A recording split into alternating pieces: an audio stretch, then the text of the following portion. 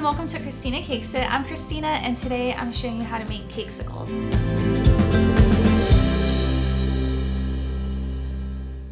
Cakesicles are really easy to make, but there are definitely a few tricks to ensuring that you make a successful batch.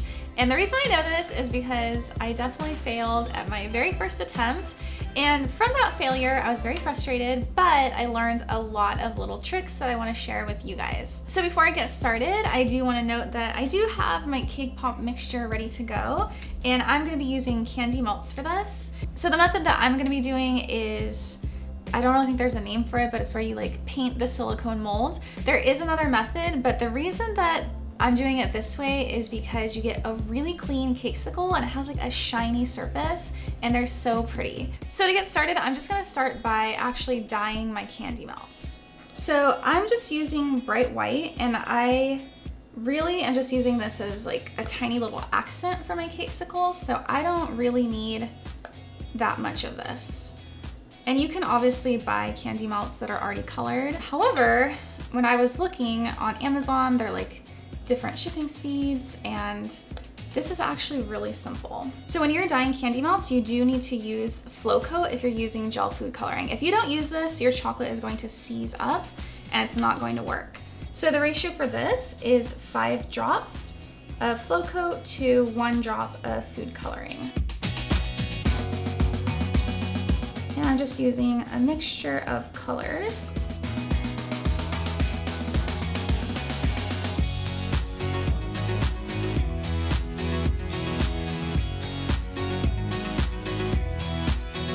So if your candy melts thicken up a little bit too much after adding your color, you can thin it out with a little bit of vegetable shortening, or I use the Easy Thins from Wilton. Pop them in the microwave for another 30 seconds and they are thinned out, ready to use. So what I'm gonna do now is I'm just going to drop little like splatters of color into the mold. And you do want to work kind of fast here because this will set pretty quickly.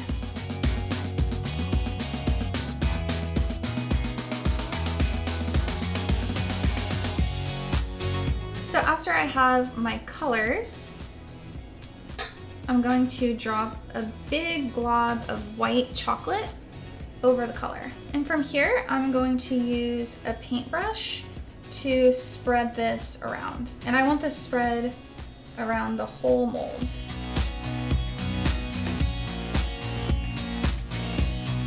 And then I don't want this too thick, so I'm actually going to dump out some of the excess chocolate.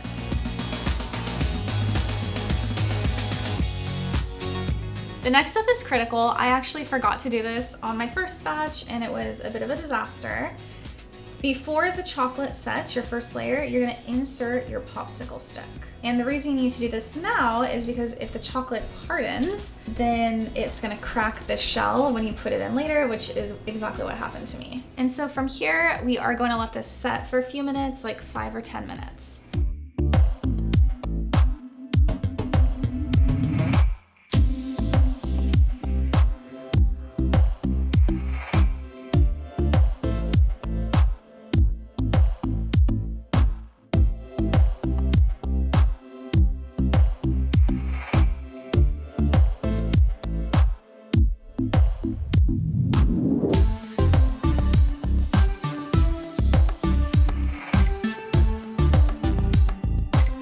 So it's been a few minutes and my chocolate has hardened, and this next part is key. I'm gonna take some melted white chocolate and I'm gonna give it another coat, and I'm paying attention to any spots that might have been missed, like that are thin, and I'm also putting quite a bit around the stick because we need the stick to be stable.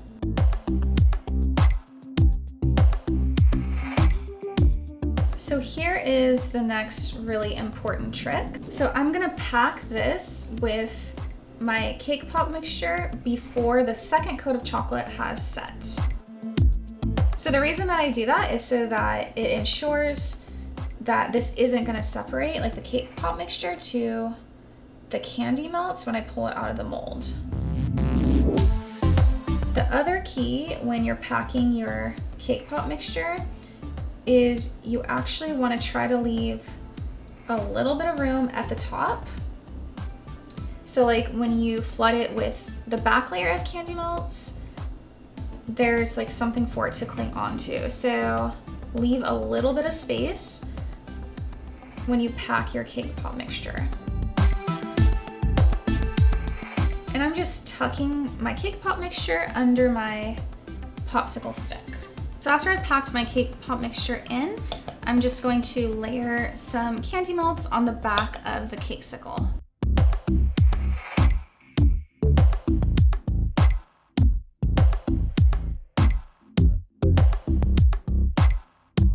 All right, so these look like a complete disaster right now, but I promise you, after they pop out of the mold, they're gonna look beautiful. So what we're gonna do now is we're gonna pop these into the freezer for about 15 or 20 minutes because we really need this to firm up completely. So my Cakesicles are out of the freezer. They were in there for about 10 or 15 minutes and they are ready to pop out of the mold. So this part, we're gonna be really careful and we're just gonna push up through the mold.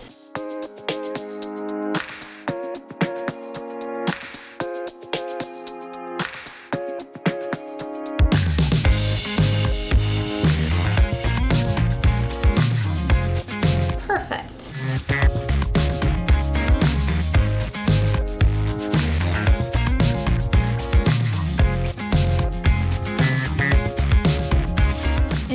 Edges of the cake pop that are not super clean, we can easily just cut away with a knife. Oh no, that one. This one has a little flaw.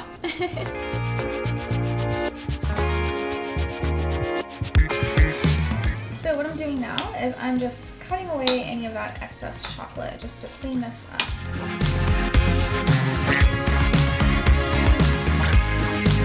So these are nice and cleaned up, and the last thing that I want to do is, of course, add a little bit of gold to these. So I'm just going to use a little bit of luster dust that I have mixed with my painting vodka, and I'm going to just dust these with a little bit of gold.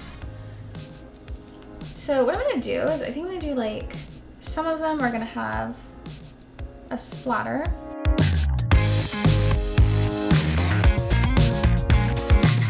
And then some of these, I'm just going to like make gold accent lines like we do with, sometimes when you're doing like a marble pattern.